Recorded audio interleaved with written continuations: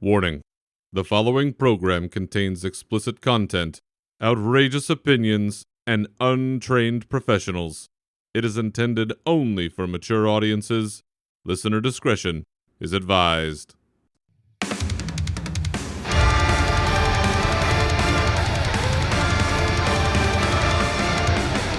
Welcome to your uncensored home for World of Warcraft with your hosts, Berserker and Navox. This is Unshackled Fury.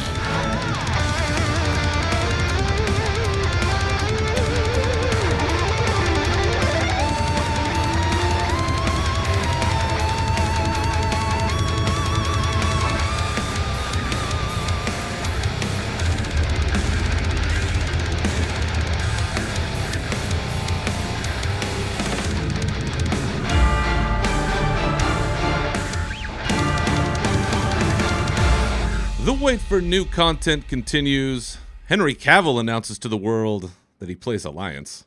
And we have a rare and special guest here to help shake the foundations of rage.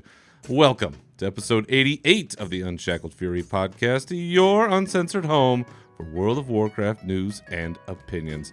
I'm your host, Berserker, and with me, as always, is the Scryers to my Aldor. He is Navox.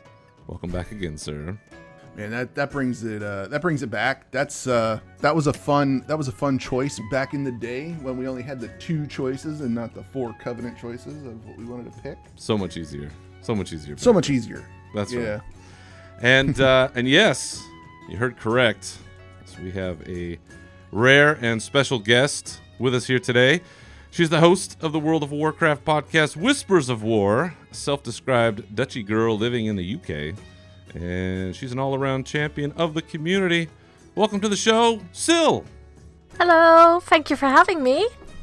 It's a pleasure to have you. Thanks for jumping in on this. It's a early-ish Sunday morning for me. You're about ready to head off to bed, I assume. Yes. Well, it's not that late yet. What is it? It's like midnight over there. I don't know. No.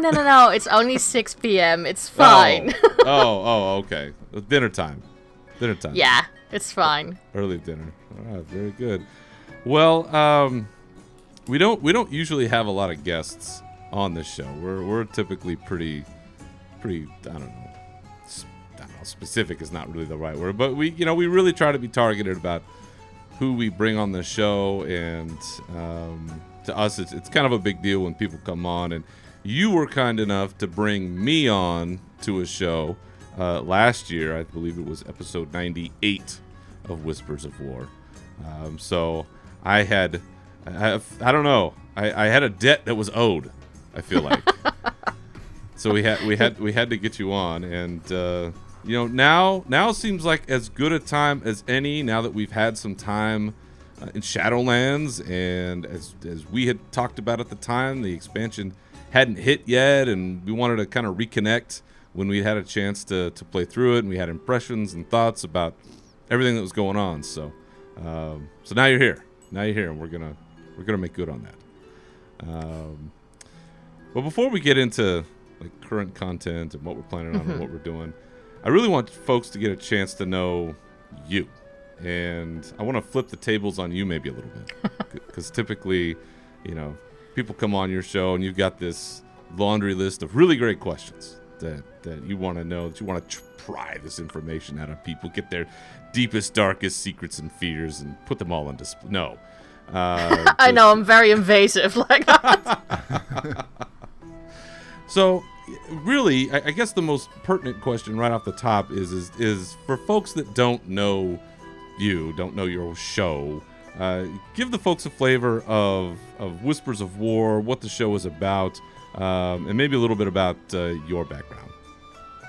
Yeah, sure. So, Whispers of War, I think I find it very difficult to describe, because I hate saying, it's like a community show, and I talk, but it basically it is. Yeah. Because I talk to everyone in the community, whether that's podcasters, YouTubers, streamers, or just players, and that's great because everyone has an opinion, and I just want to know how they feel about the game, how they got into the game, just their opinions. And I think it's good to get different viewpoints of our community because it's massive. It's really big. Yeah. And I think especially with what's been happening in the world, it's important to hear different voices and have that representation in the community as well. So, you know, I whoever wants to come talk and has something to say is welcome on my podcast. And it started off a little bit more about me just having my brain farts on the podcast and just talking about what I'm doing and what I'm thinking, how I'm feeling about stuff. And then often there's a community question that I ask on Twitter, and also, again, to get that opinion from others. But I think it started out more of like, I'm really clueless what to do here. Give me some, you know, of your feedback. What shall I do in game now? And what do you guys do? And that's sort of how it goes. I'd like to call it as organized chaos on my podcast. There you go. That's really what it is. There you go. And so you've got, and I can vouch for this, just anybody that's followed you on Twitter, you really do cast a very wide net when it comes to your guests. And I think that as a group here, where we are extremely targeted in the guests that we have, where you are like the opposite and you are very open and you will take, I don't know if you'll take anybody, but you take, it seems like damn near anybody. Do you find that can be a bit of a challenge because you don't really know what you're getting yourself into with just a random player that you've never like talked to or heard from before? Whereas like with a podcast, you kind of know who you're getting or what's going on when you listen to the show and you deal with them, right? But you know, just some player out of the ether, does that ever cause a concern, or is that worked out pretty well? It sometimes causes a little bit of a concern. Because again, you never know what sort of person you can get, and you know that there are, you know, I think we all know there are toxic players out there. Yeah. But I think it's very clear with when I send them the questions, and I have a conversation with everyone to start with, just to get a bit of a vibe from people. And I know this is going to sound awful, but I've had people in the past that I had a gut feeling that they weren't going to, for instance, be super reliable because they were flaky with their times, they were flaky with, you know, saying, oh yeah, I'll be here, or just replying. And then I've sat there at times waiting for people to come online. Oh. And I was like, all right, that's not happening then. But, you know, that comes with the territory, I guess. So it's just a thing like, okay, I learned from that person. And I know this sounds horrible, but I put people on a blacklist and just go like, I'm not wasting my time on people Well, like that's what that. you got to do. I mean, Well, Yeah, I know it sounds harsh, but that's it. And I'm the kind of person who's like, you know, fool me once, fair enough, but that's it. That's only it. You get one chance. time is your most precious commodity. You can't have well, people yeah, wasting exactly. And I think one of the questions or one of the statements I make for every guest that comes on the show is that I have as I like to call it, covering my own ass by saying, listen, you're allowed to swear, but I don't want we don't swear with things like homophobic slurs, racism, or anything like that. So that sets the tone. Yeah, it sets the tone. And I have a very distinct thing that I also immediately say. I don't use the word rape flippantly. So don't say anything of like, this is how, you know, I got blah, blah, blah in PvP. I don't do that because I know some people do. And it's not per se that it offends me or it gets to me, but I don't want my listeners to be confronted with that. Sure. So it's like, no. And I think when you say that, and you get that confirmation like, yes, I won't do that, the tone is set. So they know what they kind of can, you know, expect. I think other we than that, need to adopt I've that, been man. lucky. Yeah, absolutely. We need to start laying some ground rules. We just bring people on and are like, hey, are you ready to go? We're like, yeah, we're ready to go. I need to start laying down some ground rules. Well, I think if you don't have a show that you get, you know, but the basis is not having guests. Yeah. then it's a different thing, isn't it? It's just like you said, you never know who you're going to get, and you just have to make sure that they know what sort of level of interview it's going to be. That's true. That's very true. Well, now, this is not your first podcast, right? Or show. Like you have had at least one other project prior to Whispers of War, right? Yeah, I've been around the block. You can say that. So Whispers of War has been around for how long now at this point? We're coming up to 3 years now, which surprised me. I thought it was 2, but apparently my Twitter account was made almost 3 years ago. Time has kind of been a black hole lately, so I think 2020 just, it doesn't exist. I don't know what happened there. Whoops, right into the ether. So prior to that, what other projects may people have seen you on? So the very first podcast I created was Girls Gone WoW. And I created that a very long time ago. And I listened to Epic Dolls, which was a podcast back in the day, and I thought, wow, listen, these are just all female gamers, all women players. This is amazing. So I listened to that podcast, and I just loved just hearing them talk, and and it's not like I'm like talking back about the 70s where, it's like radical that women are talking about something. It just felt Right. so odd in a gamer community to have like a platform where just girls were talking. And I thought, this is really cool. Well, I have shit to say, so I thought, how does this work? And yeah, I just set it up with a few friends of mine. With one token boy as well, and we just started talking about World of Warcraft, and then of course it started changing over the years because some people stopped playing, or people didn't feel like it anymore. Life, I guess. And then EJ and Raven joined, and then at a certain point, my life started to change drastically, and I thought, it's not that I didn't have time for World of Warcraft, I just didn't want to prioritize it in my life at that point in time. And I thought, I've always said, when you do not want to be part of a game at that point in time, your podcast will suffer. And that's the last thing I wanted to do for what I built up with the two girls. I thought, I don't want the podcast to suffer, I don't want to quit. So I just basically said, here, have my baby and raise it. And they've done amazing. I mean, they've made it their own. It's completely theirs now. And yeah, they've done an amazing job with that one. Because it's still going. There must be on like show 500 or something. Yeah, it's like 500 or 600 episodes now. Yeah, It's impressive. It's really impressive. And yeah, and I like that. So I'm very proud that one got pushed out by me in the beginning, but that they made it their own thing. And then, really surprising, I thought after a few years, you know what? I want to do something again. So I created a overall Blizzard podcast, which was Battle Chat.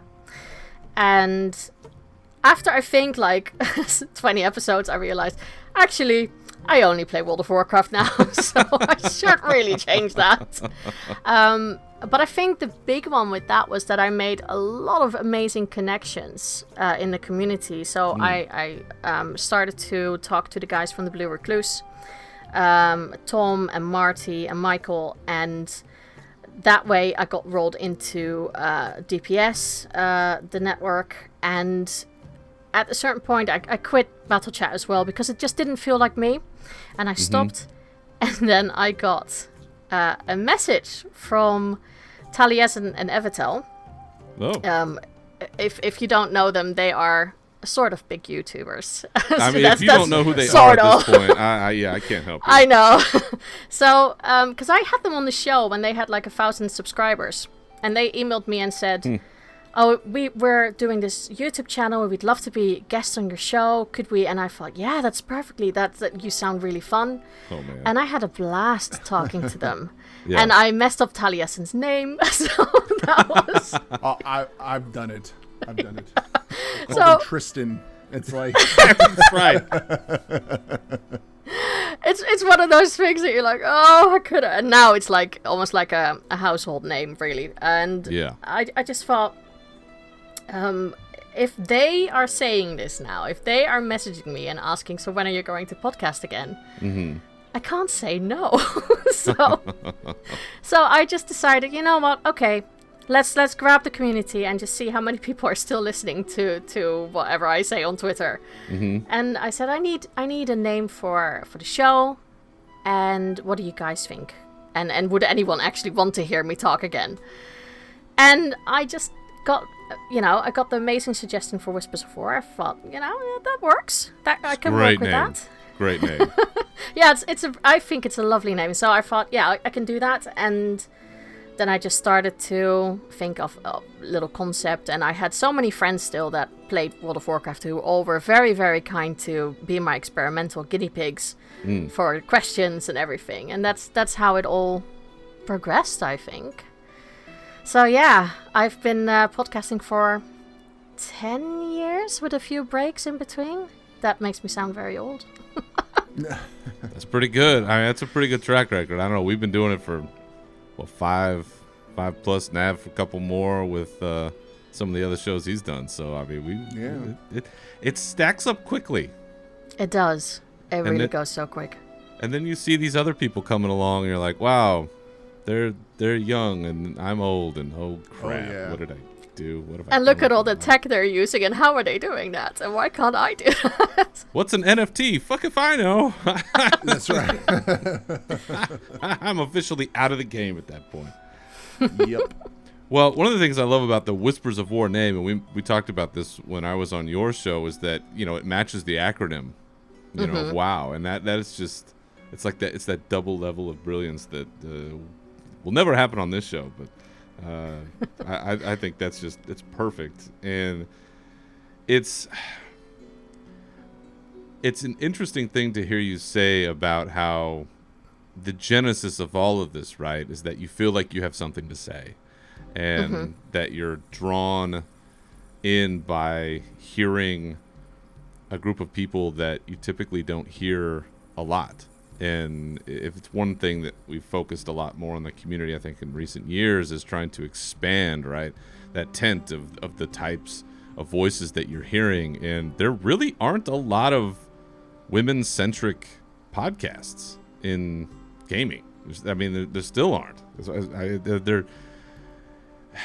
It's something that we've talked about with prior guests when we had Copperbolt, who's a friend of mine, who's the leader of my guild. She did art for our show, and she had mentioned this a while back, is that there aren't enough of those voices out there. And so really appreciate you doing that. And yeah, Girls Gone WoW, man, that's a juggernaut. And they're on Warcraft Radio now. Yeah, they are. So they're blowing it up out there. I have to ask, did you intentionally name it after Wild Nights happening in Lake Havasu? Did you Yes. know what the deal was? I knew that it had to be a name that had to stand out, that made people curious about what the hell is this. and I knew, it is simple to do something like a play on Girls Gone Wild. And I thought, it is what it is. It is a podcast mostly aimed with female players, with the exception of one guy, and then of course we focused in the beginning of having a lot of female guests on as well, or lady guests, just to have those voices heard. But you're talking about like 10 years ago, when the game was, I'm not going to say relatively new, but we were on maybe just Wrath or Burning Crusade. So it was still that time when a girl would join a guild that they all went on like TeamSpeak or Ventrilo back in the day, like, oh my god, is that a girl? Or is it just a 13-year-old boy? You know? So I think we played on that. Nowadays, it is not that uncommon anymore. You know, you still get your random things in-game, of course. But I think it's less of a rarity. I think a lot more women are, and girl players are a lot more confident with coming out saying, yeah, I'm a female player. And that shouldn't be an issue anymore. I know there's still, you know, some stuff going on, of course, in the game, but yeah, it's nice to see a little bit of progression. Hopefully we can also get that now on other areas that need a little bit of progress. For sure. Well, and for anyone that might be listening to this is something that, or is maybe that next step of when you have, let's say, a Girls Gone Wild or a Whispers of War, a show that is led by women, maybe you can articulate, certainly you can articulate far better than we could, but perhaps you can articulate what is the viewpoint that you bring that is different. Because I think there are some people who say, well, what does it matter? It's a guy, it's a girl, we're all playing the same game. What's the difference? But what is it that you have experienced, and what is it that from the female gaze, let's say, what is it that is different about like your show or a Girls Gone Wild show that's adding to the fabric of our landscape? I think just having that representation. I think just showing, you know, we are not all what many perceive as the standard gamer, and that's no offense to anyone, which is white cis males, but that is what people think. You know, they have, I think even gamers, when it comes to white males, you get the views of, oh, I bet they're all like that which has no life, like from the South Park episode. That's what everyone thinks everyone looks like when they play World of Warcraft. Right. I know that, it's all about actually showing that there is such a variety in gamers. And I think especially from a woman's point of view, it's very much like, no.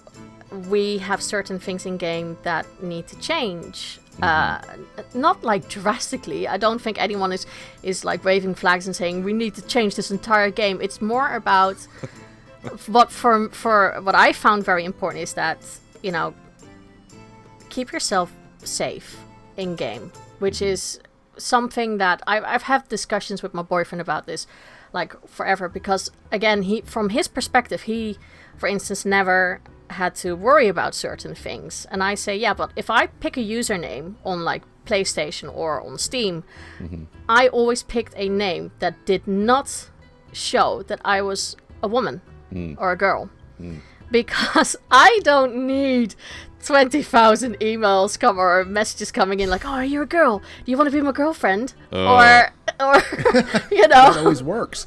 That works over Xbox Live, right? I mean, it's like, exactly. So yeah, I thought, you know what?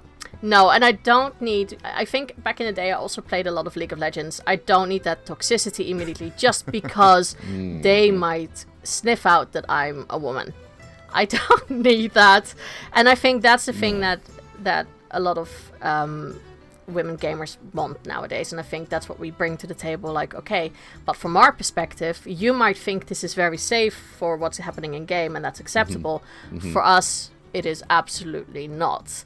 You know, I think that discussion comes up every time, that so many people go, yeah, but it's not all men and not all. No, but you wouldn't hold like a gun to your head with one bullet and then go, oh, it's only one bullet, just try it, you know.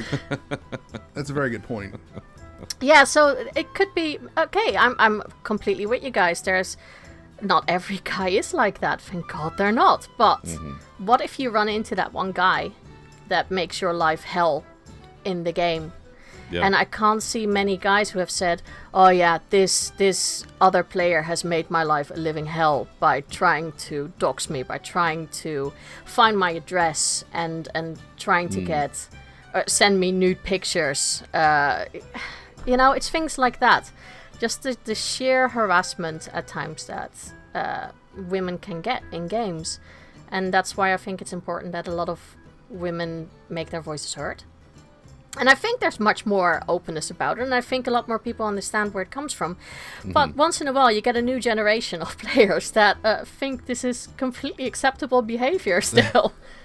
And that is a problem, because Twitch and being in game becomes a babysitter for a lot of these, people, and they just. It's still a thing where people still follow along with the crowd and think, hey, this is the way we talk about people, and this is the way we act online, and Yeah, and I think once you start not accepting that, you start ruling out the general toxicity towards other players, so towards men players all around, male players. So yeah, I think it's almost like putting the foundation there. If that doesn't happen to women anymore, it won't happen to any other player in the game, hopefully, anymore. That's what I think a lot of people hope. And then, of course, there are the minorities who are still suffering from everything else that's being thrown at them, because if it's not women, it will be someone else who will get the brunt. So, yeah, we have a bad track record of just kind of moving from one group to the next. But, having your voice out there and other voices like yours is obviously it's paramount to our progression, right, in being a more inclusive community. And appreciate you putting up that battle, because I can't imagine how that is, but it certainly can't be any worse with you out there and doing what you're doing to I guess wise the rest of us up as to what's going on out there. And I think it's just about being kind to one another, and I know that sounds super sappy, but I think in the end it's very much like, would I really say all this shit that I say online to someone directly to their face? Yeah. Oh. And that's a little bit. I'm like, well, if you wouldn't do that to my face, maybe you shouldn't do it online. Nothing like a good telephone tough guy. Telling you, Yep. they're the easiest to pick out, and those are not easy battles to fight. But bless your heart for being out there and taking those on. Moving from that just a skosh. So you talk about WoW. WoW is your love when it comes to podcasting. Why World of Warcraft? It's kind of the base question for all of us, right? Like, why this game? Why is this your, we talk about the third place of being, right? It's not work, it's not home, although kind of blends the two, but instead of like a bar, or instead of like some other place people would congregate, now it's online, and Warcraft for many people has filled that space for such a long time. So why for you? Why World of Warcraft? Why did that pull you in and has kept you in that long? It pulled me in because it was, I think for many of my generation, the first MMO that I seriously got into. Yeah. And it was such a different experience, seeing with what you can do in game, but also just seeing how big the world is, seeing other players and interacting with other players. That really impressed me. and it was not that I was like super young. I think I just turned 20, and I just thought to myself, this is really like something else. And I even thought, this was back in the day when I'd only console gamed, and maybe I played a few games on the computer, things like Zoo Tycoon back in the day, or stuff classic. Like that, or Dungeon Keeper, my favorite. It was just another good one. Yeah, it's stuff like that I absolutely loved. And then my then boyfriend said, oh yeah, World of Warcraft's coming out, and I'd never played Warcraft 3. So I got into that to try it out and see, and I thought, oh, I really like this story. So he told me more and more about it, and then I bought it. And then he said, yeah, you have to pay online for a sub. And I thought, wait, I have to pay for things online? Is this a scam? Because that was back when, I'd never paid for anything online. And it felt really scary doing that. And I thought, am I going to get scammed? Am I going to see all my money get drained? Because, nowadays it's just like, here I have my PayPal account for Steam. And, it's so easy. But back then I was very, very paranoid about it. And when I saw that they didn't take all my cash all at once, I thought, okay, this is good. But I think the moment that it hooked me was I rolled Alliance because that's where he went, and I thought, well, I want to play with him. And I wanted to play a druid. And back in the day, it was either you play a cow or you play a night elf. Yep. And I have nothing against Tauren, especially now with the new models. I think they're absolutely brilliant. But I just couldn't cope with the running because it felt very sluggish. And I just thought, no, I need a pretty elf. So I went for the night elves, and I remember just running around, and the music is so atmospheric, and I think especially Teldrassil, when you start there and you are very receptive towards colors, which I kind of am because I love art, so that's one of the things that immediately pulled me in. And then I went into Darnassus, and the music changes, and you see that bank, the tree with the shapes, and I just went like, oh my god, this is amazing. And that's what grabbed me immediately, and I got super addicted. And I think that's the moment that I thought this is an amazing game. And then I grew up, I got a bit wiser, and I started to also play on the Horde side. And I just love the story in World of Warcraft. I know a lot of people don't like where it's going, and everyone has something to say, and I can appreciate that. But there's still a lot going on that I find really interesting, and I think we have some very interesting characters in the game, and I'm very curious to see where they are going. I might not always agree with it, Anduin, but that's something that I'm like, okay, I'm still curious to see what will happen. And troll boys are hot, so that's also why I'm still playing. Oh boy. I don't even know what to say to that. This is what happens when we bring Horde people on the show. It's trouble.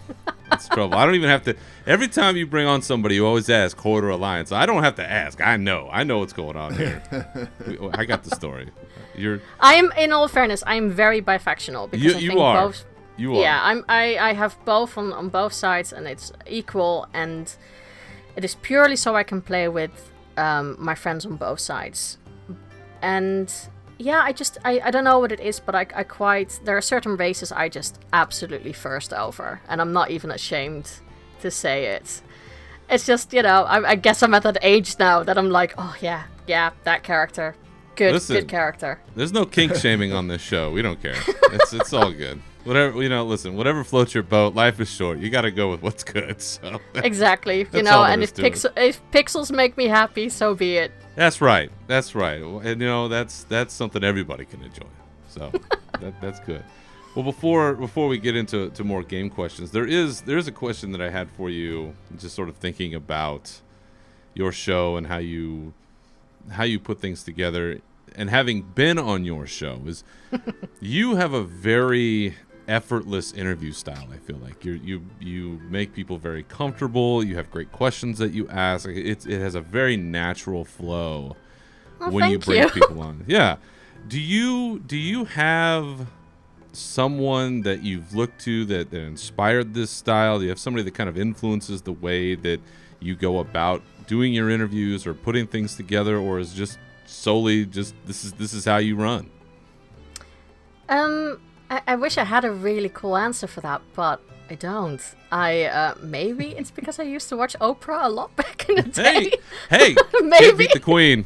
But I don't know if I'm like channeling my inner Oprah. Really, I think what helped me was that I used to be a middle school teacher back in Holland. Oh.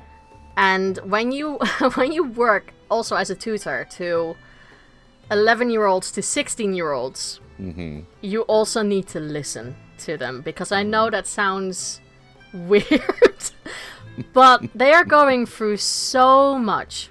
Yeah. They are just one ball of hormones, and everything is a world issue to them. Yeah. Oh yes. And Oh yeah. you know, from a lot of them, and that sounds maybe a little bit awful saying this, but I can understand that parents don't always want to hear that from their kids. As a tutor, I always felt like, okay, well, you can talk to me about anything, but I will also tell it to you straight if I think that you're, making nothing out of something, or the other way around. I will tell you when you need to complain, or when, maybe you should reflect on this. And I think listening and then asking questions why they experience certain things, and why do they think this is happening, and what their opinions are, that helps a lot. So I think the way how I used to teach, it sounds really almost condescending when I try to put that on my guests, and I don't mean it like that, but No. I think that the listening part is really important. And it's because I also listen to a lot of podcasts in the day, and there are many brilliant people out there, but I also have had times that I got really annoyed with podcast hosts for not listening to their guests, or not, they said something and I thought, dude, you need to ask more about that, because that's important shit they're just saying, and they're just working through a list. Like, okay, next question. And I'm like, Yeah. this is not a job interview, you need to know more. And that's what annoyed me at times, that I'm like, come on, you are you actually listening? Are you actually paying attention to your guests? It's a little bit about respect to them for giving up the time that they are talking to you, but also it will make your show much more interesting when you actually try to go into it a little bit more. So yeah, I think it's just my past catching up with me, and maybe I miss teaching kids, I don't know, and just having a real interest in people. I know that it sounds so cringeworthy when I hear it myself, like coming out of my mouth there, but I do find other people really, really interesting, and I'm always very curious I think that's part of it. I'm super nosy and curious, so I just want to know, why? What's going on here? Why are you thinking that? No, but you're right. I mean, there's a big difference between what you're saying here, like a interview style, like question 1, here's the thing, question 2, as opposed to having a genuine conversation, right? And yeah. And I mean, speaking for myself, I have like some notes here in front of me. I'm not gonna lie, but I think for us, we recognize as well, like that's part of what you want to try to do is make it as conversational and as natural as possible, and that's where I think you are very successful in that, in listening to all of your interviews, whether it's some YouTuber, or whether it's some idiot like me, or whether it's just your random player that happened to reach out to you. Which, by the way, how many, just so people know, how many interviews do you have stacked up right now? Because you have a buttload. When you put a call out on Twitter and you're like, hey, I need some guests, and like 100 people showed up, or however many people showed up, it was a lot. How many stacked up do you have right now? Over 25. Oh, Jesus. Yeah, I'll be recording from Monday every evening for at least 3 weeks. Oh. So I did not expect this, because I took a little bit, not like a hiatus, but I needed to take the show bi-weekly. Yeah. Because I was having a hard time with World of Warcraft.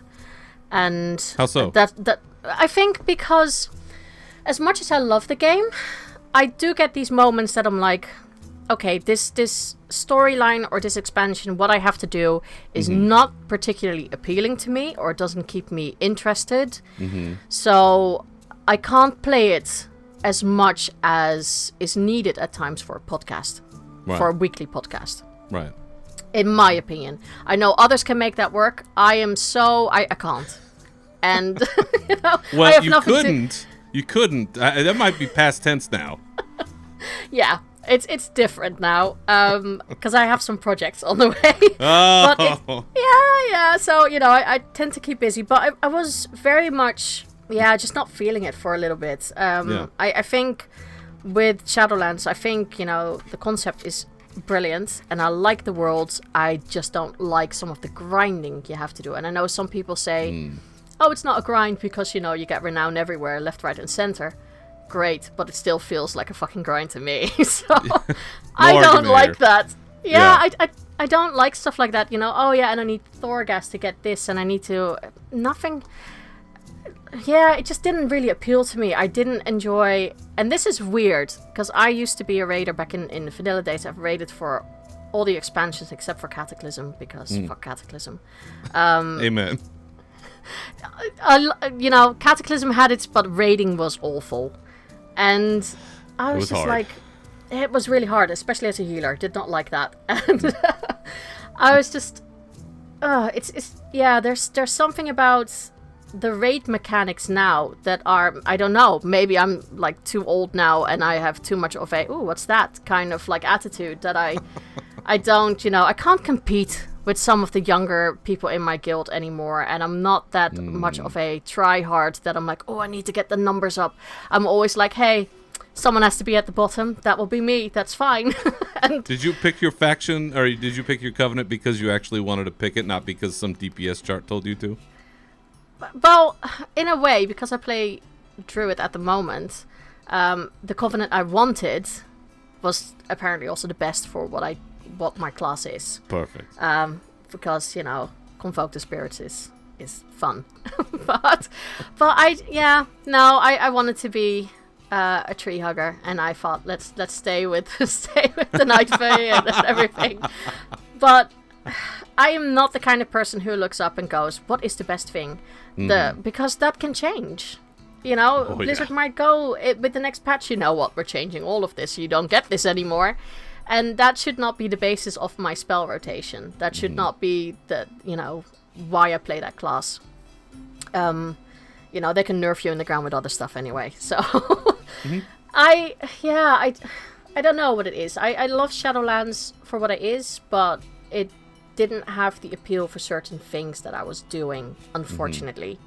And that's why I had to take a step back. And so I went bi-weekly, and then now I have a project because a friend of mine in the US was really, really nice and gifted me a US account. Oh.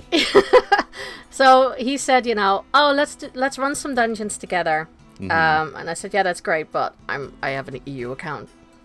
And I'm not paying 60 quid to get a US account with everything on there. And he went, oh, it's fine, I'll buy it for you. And I'm like, what? Uh-oh. I'm not complaining. So, I had a project. And of course I rolled a male troll. Because if I have to look at anything, that will be fine. Do it. So, and I rolled a druid because they're really cool. Yep. So, did that, and now I just keep myself busy with little projects in the game, which I talk about every week, and like, I need a project, I think I'll do this. And then, that changes every week, because I'm so fleeting with what I want to do. But I think at the moment it's mostly just leveling alts a little bit, faffing about with certain classes, seeing stories from the Covenant campaigns.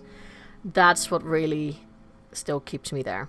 And now I have 25 guests to plan. How are you enjoying the alt leveling experience at this point in time? It's all right. I don't know if I am over the moon with it. I like the starter island. I think that's good.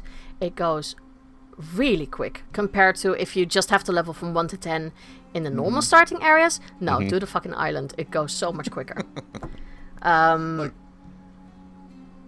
everything else, I mean, Chromie time is cool that you can do that, and you can pick an expansion that actually matters. But when I get to 50, and I'm like, I have to do the maw again. I know it's an hour, but I have to do the same thing again. I kind of fizzle out and just go like, something else. I think I've heard that story before from a co-host of mine. Yeah, I was gonna say, because this past week, I know we've gone a little long with the raid, and I'm happy with it. I'm happy with the time that we have between the patch cycle right now, because it's giving our team, our raid group, enough time to get along in Mythic. But I love playing my alts, and unfortunately that Maw intro it's just off-putting for me. So I have like 2 or 3 alts that are sitting in Ouroboros, and I don't do anything with them. It's just because it felt like a chore. Like if I could skip the Maw, oh man, I'd love to be able to do that. So. Yeah, and I know people say it's only an hour. It will take you an hour, and I understand that, and I agree. It is only, thank God, only an hour. But if you have to do that on 50 characters, it becomes a little bit tedious. How many? 50. Well, now that I have US account, it's 52. Oh my god. I can't even do 2. Don't get me wrong, I have 50 characters. I have not all gone through it yet. But it's one of those things that I'm like, I want to do it just for completionist's sake as well, because I don't like seeing that whole like, 50, 40, and I'm like, no, it needs to be 60. And it's just when you have to do the same storyline over and over and over again, and that's the same with when going into Shadowlands.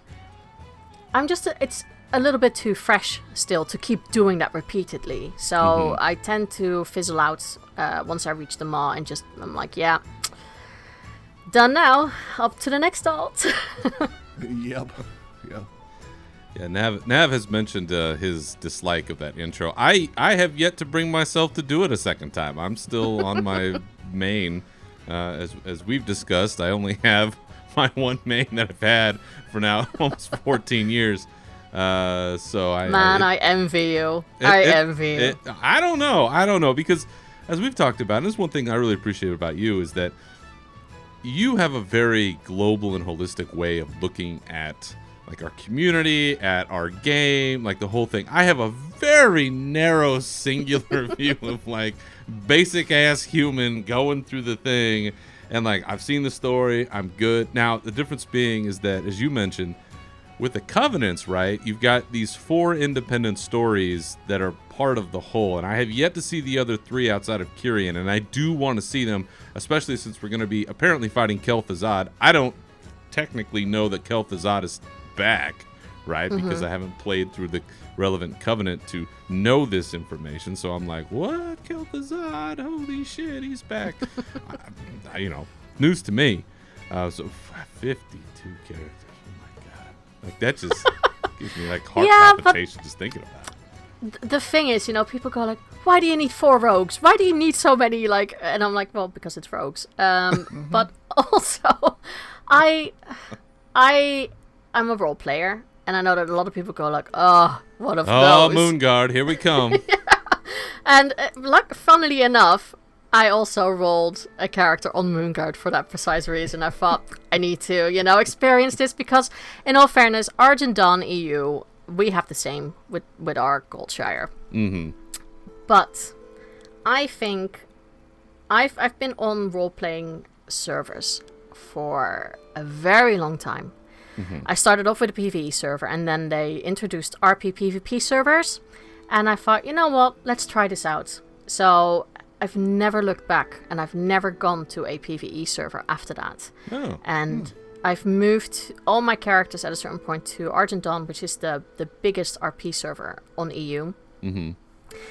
And it just it gives the game an extra level. And I know that people always joke about RP and go, oh yeah, Goldshire, that's, dancing on Goldshire and Silvermoon, that's where it's at. And I'm like, yeah, there are, of course, there are players like that, but the RPers that you see in game don't really see that as part of their RP community at all. It's just like, no, these are people who just want different things from the game, and that's fine. If you get your kicks there, go ahead.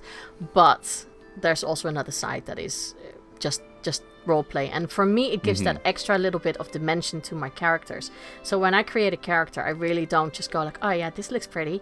I'm not like that in that sense. I sometimes make characters and go like, what sort of background would this character have? What would their history be? Why did they pick this class? Are they actually that class, or is it, do I make it my own? And writing those things up in like the add-ons that the roleplay community uses, and then going into game and talking to other players who are also role-playing and having their character sheets up. It's like an extension of if you're playing Dungeons and Dragons. And it just gives you an extra dimension to the game. And it's fair enough if you don't enjoy that. I know some people don't. And that's very, very, that's perfectly fine. That's why there are so many PvE servers. But for me, it just makes it a little bit more tangible, if that makes sense. And it makes me more immersed into the world, and I can get lost in it. And, you can have epic stories with people. It doesn't all have to be a soap drama. So, it's, you can have your Game of Thrones there. And, I don't know. It just makes creating characters a lot more fun. And that's why I have so many characters, because all of them have like certain stories that I have for them in mind. You have to give good old George R.R. Martin a call and have him help you weave in all these interlinking storylines. I know. All these plots. Well, but that is the essence of what we're doing, right? It's an MMORPG. There is RP in there. I mean, role-playing is built in as part of what this is. So you're living this out more than I think most of us do, and truer to its intent, right? Because if you go back, like you mentioned, Dungeons and Dragons, this is the building block of where all of this comes from, right? Is in inhabiting that character and looking at where they're from, their motivations, and all of those things. And so it adds, you're right, it's at that immersive element that I don't do it certainly on like a real thing, but like I have a story, right? If you watch the Ballad of Berserker, the music video tribute to my character, thanks to Sal and the bet that I won, you'll hear a little bit about that actual story. So I totally can get that, and it's fun. It's fun, right? It adds that element of connection that it is, I think makes it better.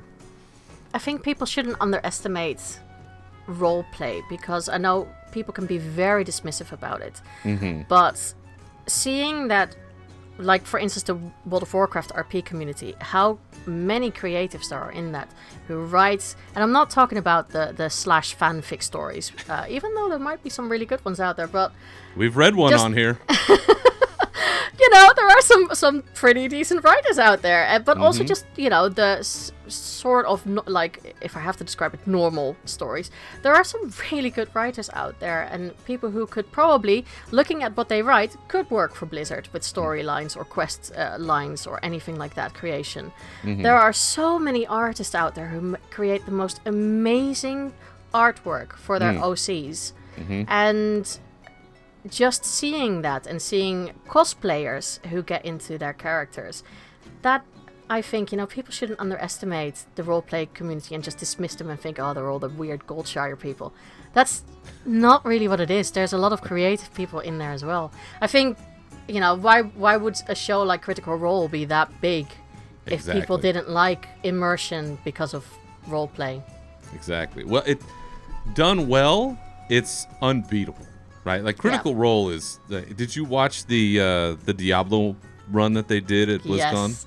Holy shit, was that amazing!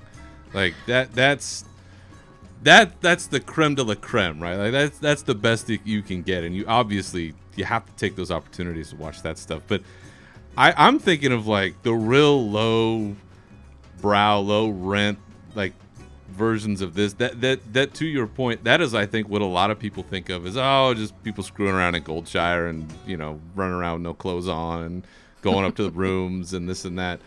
But when I've looked into, just me personally, when I've looked into the role-playing community within Warcraft, there are very descriptive like rule sets and, like you said, add-ons, and that there is a whole system that has been built by the community to put all of this together. It is really impressive for folks that have never checked it out. It really is quite something. So yeah, and it's not difficult, I think, to get into. I mean, you will always have elitists in anything that you do.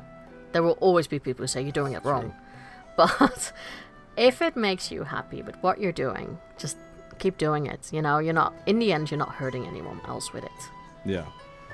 Well, speaking of, you mentioned a little earlier about some of the stuff going on in Shadowlands, and particularly you mentioned Anduin. And we've talked about on this show what's going on with, I don't know, Death Knight Anduin and other storylines that are going on. The unlimited number of potential redemption arcs that Nav and I are going to throw up about if they actually come to fruition. Also, the fact that it should be called Shallowmourne, not Kingsmourne. That's a terrible name, and I'm just going to go ahead and just keep saying that.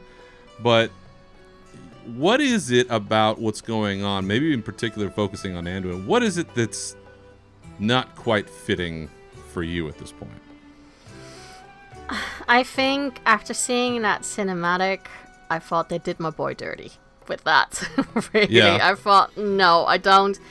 Like, the fact that he is supposedly so pure. You know, he's really a herald of the light. Right. And he really wants to do what's right by him. I'm sure that we'll get an explanation of why he probably chose to do this because of a greater good or something. I think so. Because that would be very for his character. And I know that the book, which might be a spoiler for people, in the latest book, you know, we did see that there was a little bit of a shadowy side to Anduin coming forward, which is good because that's how you get character progression. You can't just be, you know, a flat, I'm really good. So that is good that they've changed that a little bit. You know, give him, also he is, you know, 18, 19. He's young. He's a kid He's young, still. you know?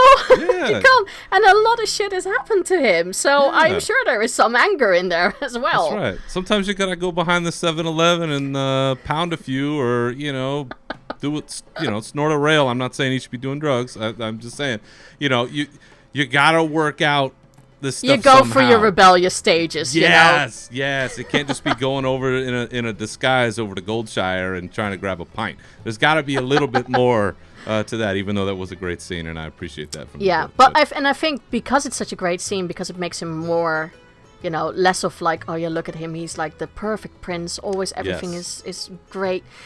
He's not like that. He's still a young man. Yeah. Which I think is good, and he has no peers around him of that age, so it's, you know, hanging out with I his can dog. understand it's weird for him at times. And in that regards, I think, okay, yeah, I can understand that. But I don't like how they have to make the link to Arthas with him all the time. Because, oh, look, it's another blonde prince. Yeah. Wow. No one expected that. And that just went like, oh, really? He even has the damn horse that will probably, you know, after the April Fool's thing coming out, I thought, oh, okay, yep. Even That though was the a damn great horse one. looked amazing. So Yeah. I was just, I don't know. A part of me is a little bit like, really? I would have loved to see more of Anduin with the shadowy side than the easy way of making him a sort of like the next Arthas. Which I'm sure that, you know, with him, he'll get the redemption. Again, because it's Anduin, we can't just kill Anduin off like we did with Arthas. No. But I'm sure he will be tormented by it all, but I don't know if I really wanted to see that for Anduin. Because he's already gotten so much to deal with as the High King of the Alliance at this point in time, and I thought, really? No. So that's one of the things that I was just not pleased with. And he looks a bit freaky as well, with the Death Knight overlay. So, yeah. Not a fan. Not a fan. Oh, man. Well, I think they're gonna flip the story on us with this. I honestly think they're gonna be like, yeah, you know, they keep doing the Arthas motif because I think deep down, like down the road, we're gonna get like this flip storyline where we find out that Jaina and Arthas, that's actually Jaina and Arthas' son. Oh boy. And because of the blonde. How you gonna do that think to our about it. If daddy you look- Varian? Get out of here. I'm just saying. Hold on. I'm just saying. And they handed him off to Varian and Tiffin, and then it's gonna be watch. It'll. That's how the story's gonna go down at some point. I'm sure. I'll be very mad. It would be, Explain the blonde hair. well, Tiffin had blonde hair. She was blonde. Oh, did she? I thought she was Yeah. a brunette. No, she's blonde. In the comics, she's blonde. Okay. There you go. Yeah, to your point though, now we've said this here for a long time, is that one of the things I appreciate is that they do seem to do things differently than what we expect at certain times, right? And so Yep. I'm hoping for that level of ingenuity, let's say, as we continue on, where it's like, oh shit, I didn't expect that to happen. Now, yes, if you look at, specifically to your point, if you look at the concept art that they put out of this Death Knight Anduin, if you'd have shown that to somebody a year ago, they would have thought that was alternate armor for Arthas, and that was Arthas in the picture, because it looks exactly the same. And for a Lich King Arthas mark that I am, and I will eat it all up every day, all day, give it to me, continue that story on forever. Like, I'm the worst person in this situation, because they're doing this stuff for idiots like me. They're like, yeah, do it, get more Arthas, more Lich King. I can never get enough. Like, we're the problem here. We're the ones making this happen. So I apologize. But two, I think you're right. I think he did it on purpose. I think that Anduin this is like his secret spy move, right? Like, now he's behind enemy lines. Now he can, kind of see what's going on, right? So I feel like he's gonna break out when it's necessary. Yeah, and I think you can see, like, the big difference between him. I mean, the reason why they make him look like Arthas as well is because I'm sure that will somehow get Uther back into the story as well. Yes. Because, yes. that's why Uther looked at Anduin from the side, because there's that recognition of, wait a minute, that looks like Arthas. I'm sure that's one of the reasons. And because everyone has always said, oh yeah, Anduin, another blonde prince. That's... there is that connection. It would, in a way, it would be weird if they wouldn't have done that. Mm-hmm. But I think the big difference with Anduin is that you can already see that he's being a vessel for the jailer, because the jailer is actually acting and talking through him, which is something that was completely different with Arthas. Yeah, where Arthas renounced the light, right? Like, he had thrown down his hammer and was like, I am giving this up, whereas Anduin clearly did not do that. No. So I think, maybe you should see it as Anduin is still in there somewhere, being protected probably by the light, but he's not strong enough to take over again. And in that way, it's a bit different, which I can kind of be accepting of, I guess. But there's just something about it that I'm like, okay, well, it has to be, because it's so cheesy and it's so predictable. Yeah. I hope that they really give us that curveball with something, and it won't be like, okay, it's the same thing. I think that people are hoping with Sylvanas, that we're not getting a redemption story or a Garrus 2.0. That's I think the big things that people don't want to happen to this character. But they have to. I mean, they have really good writers on board, but they have to be pretty damn good to make this satisfactory to a lot of people. I agree, and there's always going to be people that are upset, and you can never make everyone happy. No, that's the thing. No one. But if the majority is like, okay, this is actually kind of cool, I think then you've won. Yeah, because I think by our count now, we have the potential Sylvanas redemption. We have a potential Garrosh redemption somewhere out there. We have a potential Arthas redemption. We have whatever's going on with Anduin. And I feel like there's one more and I'm forgetting it. But there's like... it's just Vol'jin is supposedly also coming back now at a certain point as well. There you go. It just... People... There's so many.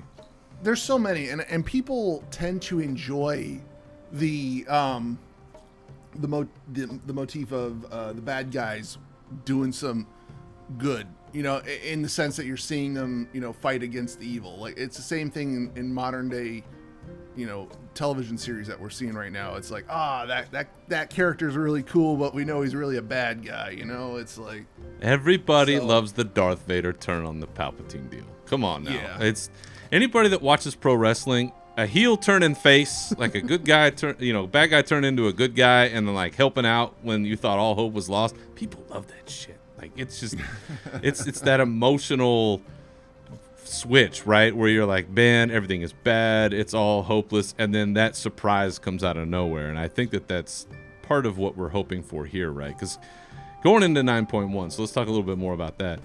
Going into 9.1, things are looking pretty bleak, right? Like, we've got Anduin's now turned into whatever he is now. You've got the Archon still alive somehow, barely, right? Maybe Anduin like came in at the last minute and helped move that blade just a quarter of an inch off to the left, and we didn't get a mortal blow. Who knows? The Shadowlands still aren't repaired. We've dealt with Sire Denathrius, but there's still huge maw business happening. It's not looking great. So heading into 9.1, where do you think we are? I mean, we know technically where we're going, right? We're going to this new land. We're going to Korthia, and it's this city of secrets, and we're going to go into the Sanctum of Domination, and there's lots of surprises in there. But story-wise, where do you think we're heading, Sil? It's Argus 2.0, isn't it? That's what it is. The Yeah. new area. Yeah. I think story-wise, I do think we're going to get some curveballs, because I think they need to. From not just a story point of view of the game, but I think also marketing-wise they have to. Because I'm hearing a lot of people say, yeah, I'm taking a break right now. Yes. Which is surprising, considering that the expansion has only been out for about 6 months.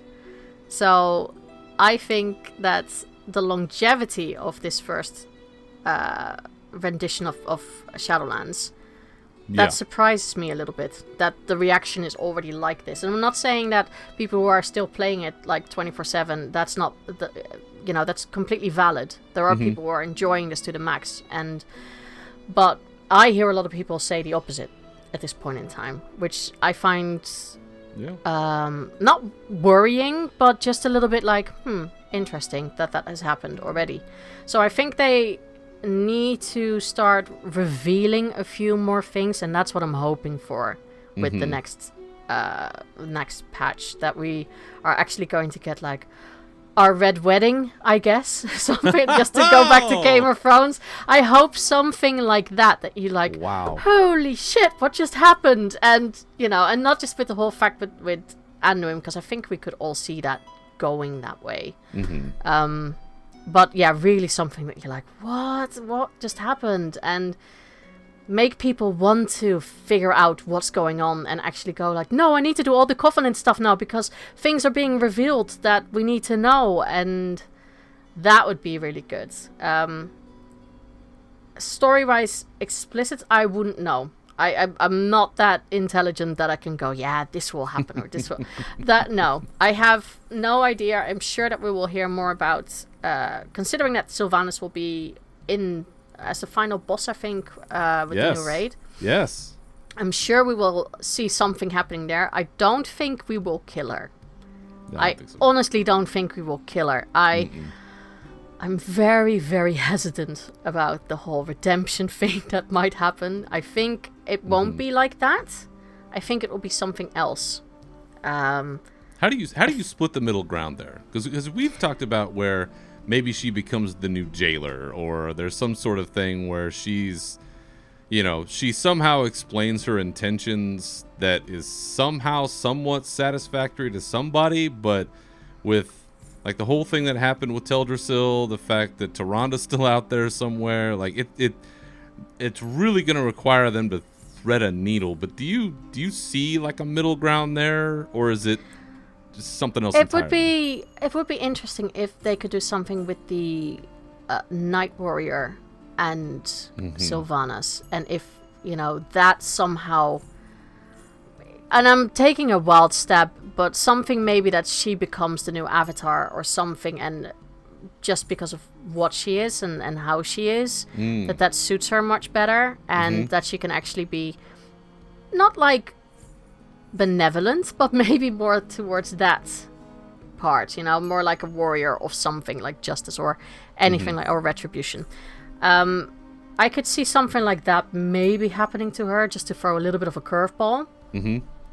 But other than that, I'm not quite sure what they can do to her. All I know is that I don't want a redemption thing, and I don't want her to be like, oh yeah, I'm all like happy Sylvanas now, because that doesn't suit the character at all. The I jailer think they was have just to... in the back of my mind. Well, yeah, and I think making her the next jailer, that is definitely a possibility, but I think the whole function of the jailer in the Shadowlands is a little bit... I still find it very vague, because, if he's there to... And that's the thing, I think we're going to get more reveals of the function of all these characters in the Shadowlands, because we don't know much about the Archon at all. We don't know much. Apparently she says where people have to go, just like some sort of ticket machine, like, oh, you go there, you go there. The Arbiter. It's like... Yeah, sorry, the Arbiter.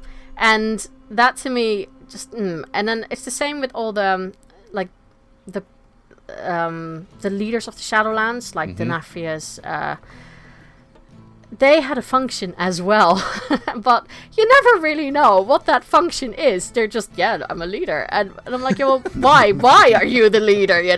Why? What makes you so special? And that's things that I'm like, we don't know a lot about how this actually functions.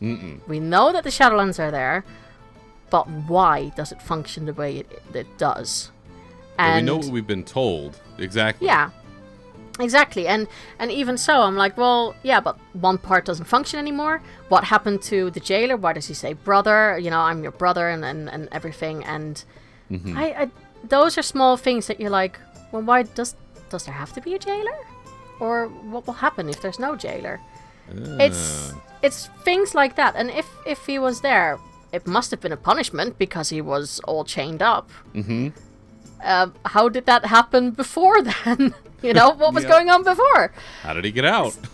Exactly. It's small things like that. And I'm like, there are so many questions with the functionality of the Shadowlands that I think once we figure that out, hopefully in this patch, then we might get a clearer view of what's going on with our actual Azerothian characters and see what could happen with them once we know their function. I mean, the fact that people have said that Denathrius is a Dreadlord, that already is something that, like, well, are they native then to this world? Because Denathrius looks completely different from everyone else. So it's not like he got elected and like, yeah, you're bigger, so you will do. There's something there that why was he in charge? Whoever's the tallest. That's just that's the rule. And there's that daily Kyrian quest where you're judging souls, and it's like demons have no place in the Shadowlands, so then you cast them out. It's like, okay, well, it's weird. Yeah, and I think we don't know enough about Dreadlords themselves because people are saying they are orchestrating everything behind what's going on, because they're supposedly very, very like intelligent and scheming and everything. And okay, well, who do they work for? What do they want? Right. Because we also know that Denathrius is not dead, because none of them can die, apparently. So hanging out in the sword, his horny sword. Yeah, it's just. I don't know. There are too many questions at this point in time. And I think people are very, very like quickly to go like, okay, let's go to the characters that we know, like Sylvanas, like Anduin. But I think because of where we are and what has happened, and we don't know enough about where we are, we can't really say with confidence what's going to happen until we figure this out. Yeah, I know Steve Danuser in several articles has really honed in on less about character and more about environment.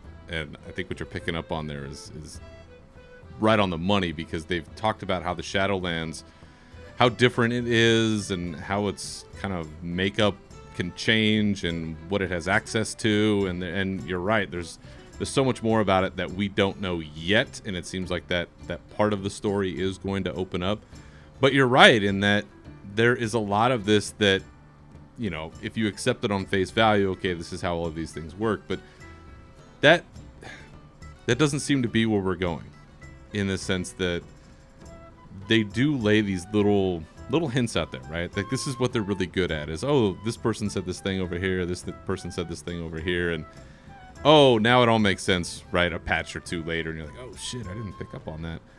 And what we've talked about, I don't know if this speaks more to like my personality, just in general, but when I look at how this whole system is made up, I'm like, well, that's kind of fucked up. Like, you die and you've lived this life, you don't really get a choice as to what you do after that. Like, your soul is still around, like it's still this thing that's doing a job, but it's like, okay, you died, all right, you're taking out the garbage. What? Like, I didn't get a choice in, like, was there another job I could try to apply for, or is there, like, you know, can I be an electrician here? Like, do you need lights? You know, is there something else I can do? No, you're gonna do this job of, oh, okay, well, and if you don't like it, we're gonna fuck you up until you decide that you're gonna agree to it. Oh, okay, great. Like, there's just something about that has never sat right with me, and it's the hardest thing for me to admit. If that is what Sylvanas is focusing in on, I completely agree with her. Like, I can't get behind that. Like, it's just, I get for the function of what they're talking about. You have to have somebody that spirits away the souls and brings them here. She's there to form the union, and then the Jailer's going to be like, oh no, yeah, unionizing. There is something about that seems very wrong, and I don't know if I'm supposed to think that it's wrong, but it just doesn't feel right. So I think you're onto something. I think there's something about it that reminds me a lot of the caste system in India. Yeah. Oh. And it's like, you're not supposed to. This is where you were born into. Yes. And you cannot go to a different or higher. You know. Yes. I mean, for people who want to look into it, it's a very like interesting way of how the caste system works, but that's the feeling I get with the Shadowlands. It's like, no, you are this now. Mm-hmm. But what if I don't want to? You know, and it's like, you're just being another cog in the machine. Yes. Without any opinion or without any influence. And yes. That also doesn't sit right with me, because I think for a lot of us, in whatever religion it is that you practice or don't practice, I think we've always, as people, have got, free will and my choices.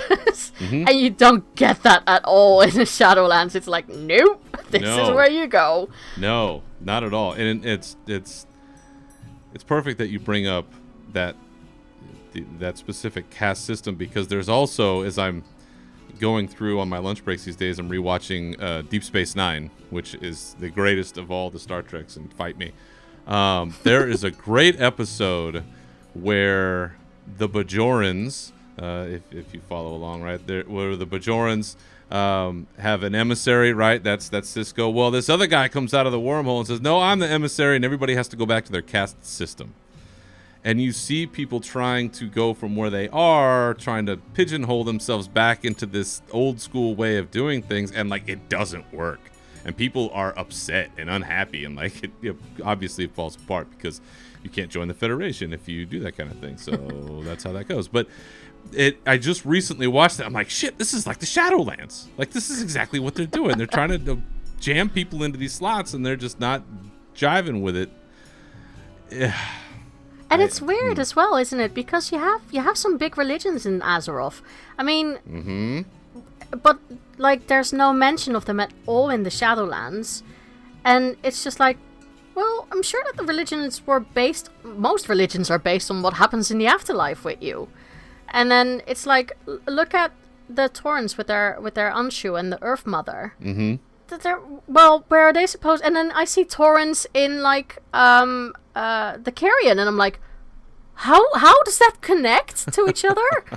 And it is the same with Elune. You know, apparently she has something to do, I think, with the Winter Queen, but they don't seem to be on best terms. So why are all these night elves here? Yeah, but why are all these night elves here then? Mm-hmm. That's also what I don't get. And there's lots of those little things, like the light. I don't even know where the light comes in the Shadowlands, because no one seems to mention it at all. And, you know, those are all very big religions in Azeroth, but it doesn't seem to have a purpose at all in the Shadowlands. Or if it does, they're being very flippant about it and almost like, yeah, well, we don't care about those deities. Very diluted. Yeah, it's... Well, and what they may point to, I suppose they could point to that cosmology chart that they always go back to, right? Where this is shadow, so this is one part of that cosmology where the light is somewhere else, and, you know, maybe some of these other entities are born out of these other places in the cosmos. And so that's potentially what they could point to. But you know what? It sounds like you've got a really good bunch of questions for the next BlizzCon, so you better write these down. I know, yeah. I'll just, you know, I'll go like, are people in Azeroth going to get an existential crisis after visiting the Shadowlands? With who they are and what they're doing. I've seen it. Now what the fuck do I do? Like, this is not good. You know what you should do? Call up your homies Taliesin and Evatel and say, listen, I've got some great questions for the next BlizzCon. I need you to bump me to the front of the line. Because remember that time when you only had 1,000 subscribers and you wanted to come on my show? Boom. Time to repay that favor, suckers. Like, that's how you got to do it. So I'm not telling you what to do, but I'm telling you what you should do. So that's I'll put it forward. There you go. There you go. Well, and we are going to get a chance to see at least what's on the PTR. It sounds like this week. So, like, for people listening to the show, it's going to drop on the April 12th, which is about the time that this PTR is supposed to go live for 9.1. And we'll get a chance to see firsthand kind of what's going on beyond what we've heard in the, you know, BlizzCon line explanations that we got. Timing that out, that does look like we don't get the patch until June or July, which is what? Sucky. 9 months between major patches. That's long. That's a long time. So to what we were talking about, people taking breaks, I could see more people dropping off between now and then, because that is a long time to ask people to hang on between major content cycles. And I think part of this is with the pandemic, right? We're all kind of having to readjust our expectations, where I know for us, we're thinking, all right, we're going to have those full-fledged cinematics. There's going to be a whole arc with Bolvar, just like there was with Sarfang. We're getting all these amazing full CGI deals. You know, we're going to be looking at patches every, 3 months or so. And that doesn't seem to be the case. I think everything is kind of getting dialed down in those terms. But to keep things fresh in the meantime, do you go on the PTR? Do you go in there and poke around? I heard you were on the Burning Crusade beta, living some of the glory days. But do you jump in there to test out on PTR? No, I don't. You want it all fresh. Yeah, I know myself. Beta, I think that is more of a bug tester for me. But even in Shadowlands beta, I was like, not doing too much, because I know myself, and then I'll just be bored earlier, and that won't do.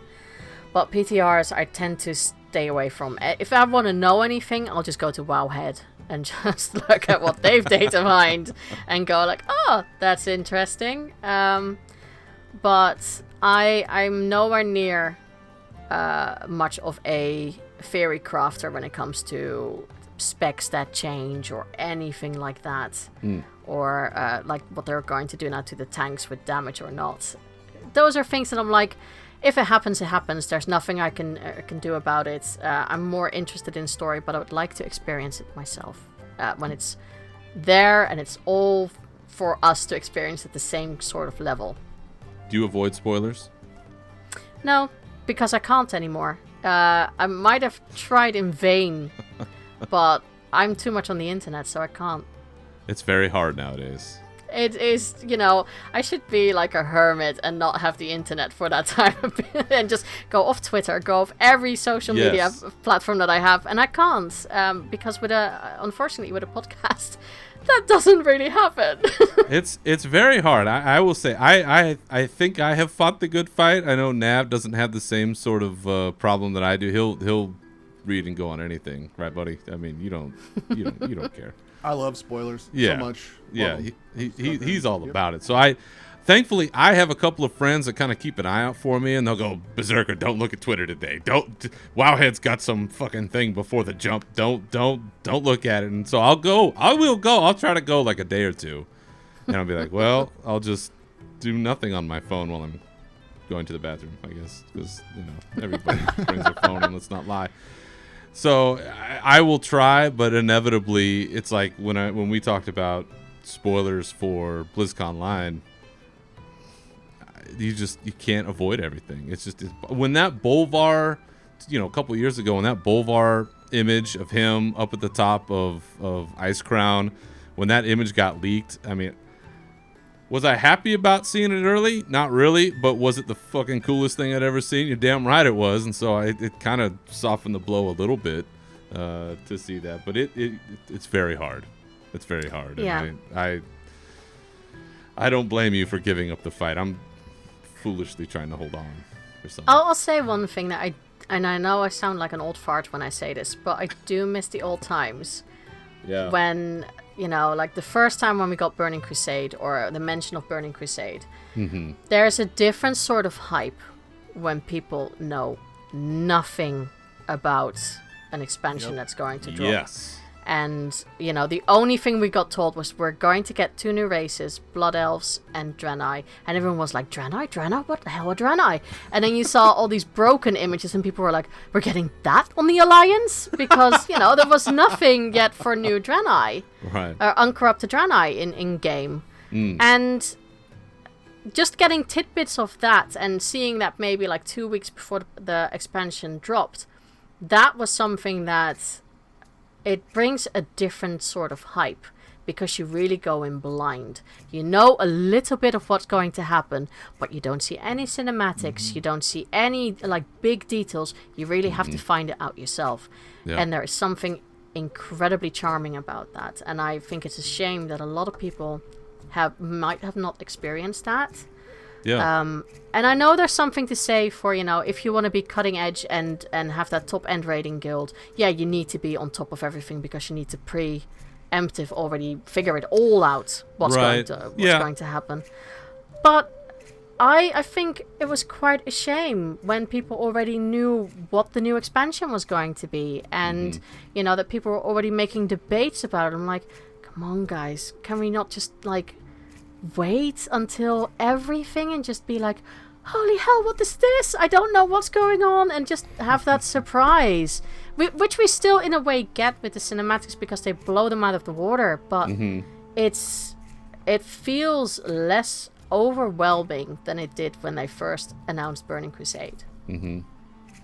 Well, you talked about recently about how your life now is different than your life. It's true for, I think, all of us, right? It's different than what it was when you first started playing. And so I know the amount of time and energy and focus and kind of where you are in your life, it's just a different thing. So I guess mixing that in, is this part of a nostalgia thing where, like, for us, we look back and we go, everything was better or greater or something to that extent when we had more time or when things were in a different form? Do you think that that's tinged a little bit with the rose-colored glasses of nostalgia?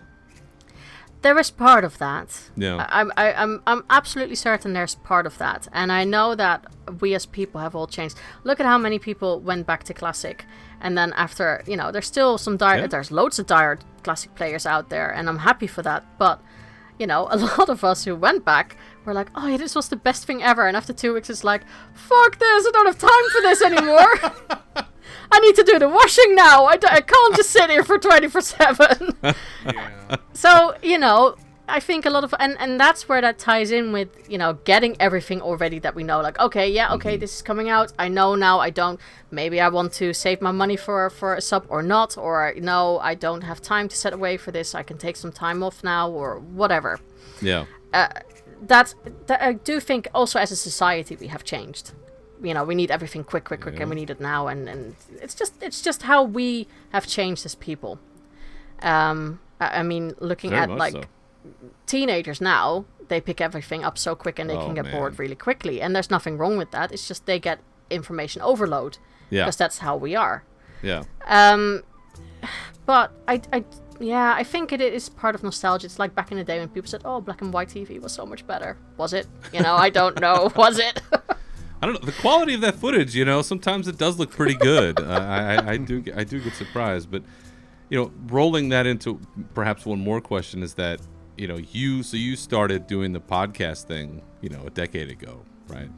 And we started here a handful of years ago. Do you think that now with everything moving as social media has risen, right? Social media has just blown up over the think of the life cycle of Warcraft so far. That has blown up. Streaming, YouTube, like all that stuff has blown up. And I don't mean to be a downer with this question, but for those of us that do podcasts, do you feel like podcasting is kind of a dying art in the sense that people have shifted more towards the streaming platforms? Are we kind of the last holdouts of a dying way of life? No, I think we're still good. You think we're still good? And I think it's because of course, streaming and YouTubers bring something extra to this because you can see, and people are very much focused on visual stuff. But the thing that podcasts have ahead of people of visual media is that people can just listen to us without being distracted by looking at something. Because how many people are in the car driving to work who you can't watch YouTubes, and also shouldn't. YouTubes are not they shouldn't, but we know they do. Some of them do. But YouTubes are also not made for just the fact that they can rely on audio, whereas podcasts do. So podcasters are in that sense much more of, we know that people can't see us, so making hand gestures like I do now doesn't work. Or, you can't go and show a graph on screen and just be like, look at the numbers. That doesn't work. So I think there is a part for podcasters that we still fulfill for a lot of people who want this sort of content. Because I know that a lot of people go like, this is probably also like a little bit behind the screen of podcaster life. I don't know how you guys have experienced it, but since the pandemic, a lot of people didn't go to work anymore, which meant that a lot of people didn't listen to podcasts anymore because they didn't have their commute. I think that's true. Yeah, I think we've all seen the numbers go down a little bit, like, what the hell is going on? And that's why. But now that people are starting to either go back again or, people are putting it somewhere in their life, podcasts are much easier to consume than YouTubes or streamers. Because I know that my boss would be perfectly fine with me listening to either like a talking radio program while I'm doing my work, which could be a podcast, than me having YouTube on my other screen while doing my work. Right. So I think there is still that something like, there is a visual appeal that these two other things have, but podcasts still provide something that you can do what the other two can't. Or shouldn't be doing, really. Like in the car commutes, things like that. So no, I do think it has to reinvent itself, which means that you have to modernize a little bit by making sure that you know where to distribute your podcast. You have to know how to connect with your audience. That's the next level, because 10 years ago, no, it didn't work like that at all. Nowadays, you have to really almost brand yourself and make those connections and reach out to your audience. And so it is a little bit different, and there's more competition now because of YouTube and because of streamers. And they are incredibly entertaining. I'll be the first to say that, I think YouTubers and streamers are brilliant because they have that extra entertainment value. Whereas I always think like what I'm doing is basically like a radio show.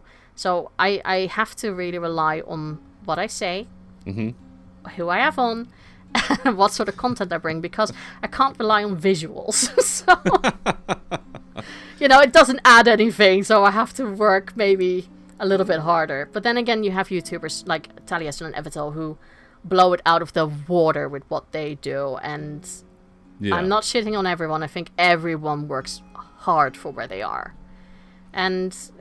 But I think, we're not dead yet. I think podcasters are still very valid for nowadays. I don't know for how long, because everything changes. Yeah. So we'll just have to see where we fit in the future.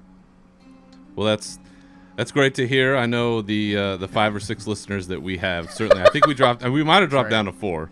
Yeah, that's good to hear.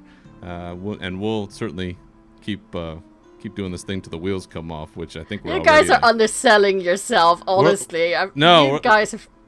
we're like 2 wheels off already.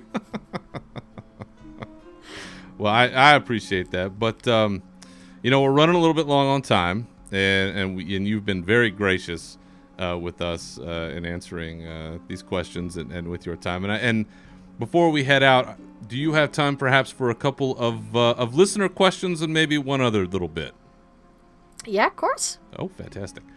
Well, the first question, listener question here, this is from our Unshackled Fury Discord, which if you are not in our Unshackled Fury Discord, jump in that sucker. I put up a link on our Twitter bio, and I think it's out there on our Warcraft Radio directory page, Dealy Bob.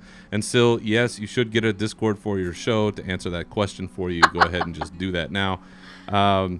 First question I have is Allie from Dungeon Fables. Why is she one of the greatest people in our community?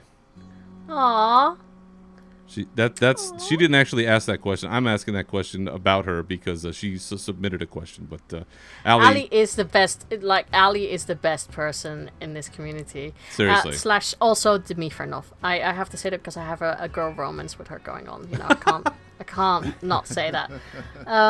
But no, I think Allie is such an amazing person. Such a positive voice. And Seriously. I think, yeah, she's just an angel. Absolutely adore her. She really is, and I appreciate her jumping into our trash Discord. No, it's not trash. It's not trash. Everybody in there is great. But Allie wants to know, if you had to pick one person from Blizzard to interview, who would you choose and why?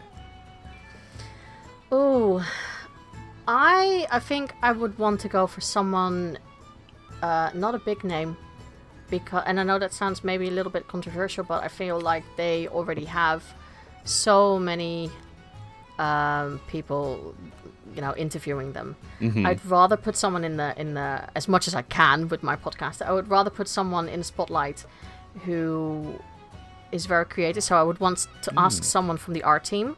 Yes. From the concept art team, Yes. and just interview them and then ask them, because that way you can talk to people who are maybe a little bit more relatable to them, and you could ask questions like, so how did you get into this? If someone would want to do this, what would your advice be? And it's much more about that sort of level that I would want to go to. So yeah, anyone who would work for the art team who is not at the top, basically.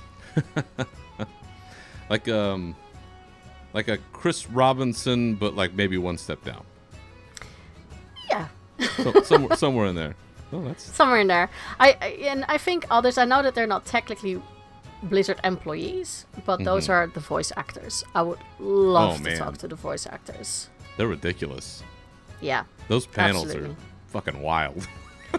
I think they're brilliant. They're so good, and I would just love to talk to a few of them just to hear about their experiences. Yeah, you need to hook up with Andrea Troyes and get Deborah Wilson on your show. I think that would be that'd be an all-timer. That'd be killer. I mean, I think the dream is Laura Bailey, but There you go. Get the lady herself on the show. That'd be amazing. Well, one more. This is like a multiple part question, and feel free to answer this however you choose. This is from War Doctor on our Discord, who wants to know, what is your favorite class to play and why is it Warrior? And follow-up question, what class do you think is going to come out super strong by the end of the year in the expansion? And again, why is it Warrior? Considering that we have only one warrior in our raid team at the moment, I don't know if that's really, but warriors are fun. I'll say that charge is definitely something that I enjoy. Yes. That's also probably why I like druids so much, because they could charge in for a long time. Mm-hmm. I think most fun class for me personally is rogue, because the tricks that they can do, and I love that kind of gameplay, and I really am in love with subtlety rogues. I'm hoping that they will come out as the strongest one, because they're subtlety rogues and they have something to prove since classic. So Yeah. Pure DPS, you got to show up somewhere. I mean, yeah. come on.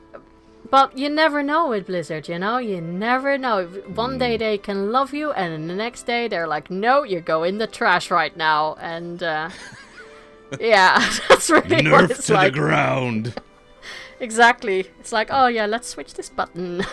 No. I don't know. Yeah, it's speculation, but I'm hoping that rogues will become a little bit OP again.